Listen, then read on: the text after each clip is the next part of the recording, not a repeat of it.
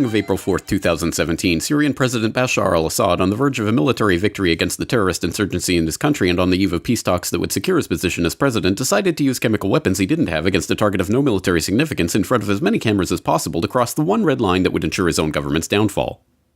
Soon after, the Academy Award-winning White Helmets, noted for their Oscar-worthy performances, persistent proximity to al-Qaeda, and financial dependence on U.S. aid, bravely risked their lives, handling Syrian victims barehanded against every protocol in the book. Without presenting a shred of evidence, President Donald Trump boldly launched a military strike against Shared Airfield because national security interest. Promising to help the beautiful babies. Offer does not apply to babies in Gaza, Yemen, Pakistan, or basically anywhere else. That military strike, a volley of 59 Tomahawk land attack missiles of which 23 actually made it to the target, failed to take out a single runway or even keep the airbase from operating for even 24 hours, but was a complete success for ExxonMobil, Raytheon, and Donald Trump. No one could question the wisdom of striking Syria, except Donald Trump, and no one could oppose such a move, except Russia. The Trump train, still convinced by candidate Trump, and by listening to guys like Lindsey Graham drop bombs here, drop bombs on Assad, drop bombs on ISIS, oh, but they're fighting each other, so maybe we shouldn't do that. And so could you convince Putin to get Assad to step aside? Well, they've been trying to do that. Could I? I don't think it's that important, to be honest with you. I think, frankly, let's say you get rid of Assad or you knock out that government, who's going to take over? The people that we're backing, and then you're going to have, like, Libya? Concluded that this was seventh-dimensional backgammon to make China afraid of the U.S.'s willingness to spend $100 million in a fearsome show of failing to destroy a single airfield.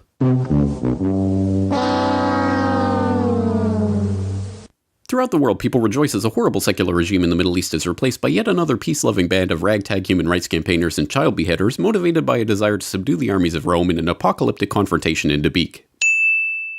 The chemicals for the previous Red Line attack in Syria have since been proven to come from Libya with US approval, but that's probably not relevant to this case.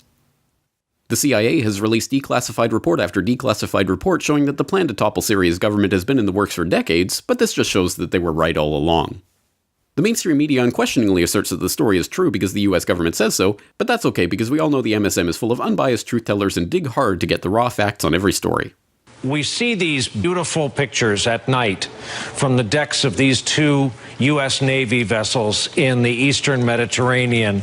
I am tempted to quote the great Leonard Cohen, I'm guided by the beauty of our weapons, and they are beautiful pictures.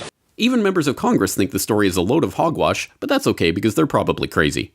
Because frankly, I don't think Assad would have done that. It does not serve his interests. It would tend to draw us into that civil war even further. Who do you think is behind it? Who do you think is behind it?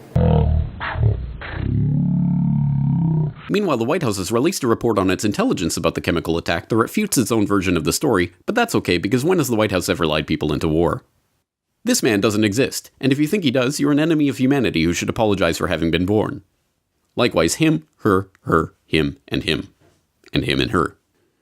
This is the 100% true story of the Syria strikes, and if you support sites like the Corbett Report that question it in any way, you are a moonbeam, fake news, tyrant-loving, hippie-pinko-Russian agent and should commit ritual suicide immediately.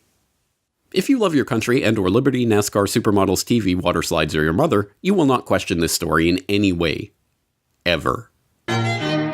This message has been brought to you by the Friends of the Brookings Institute, Raytheon, Genie Oil, Oded Yunon, ICIASIS, and the New York Times. Because ignorance is strength.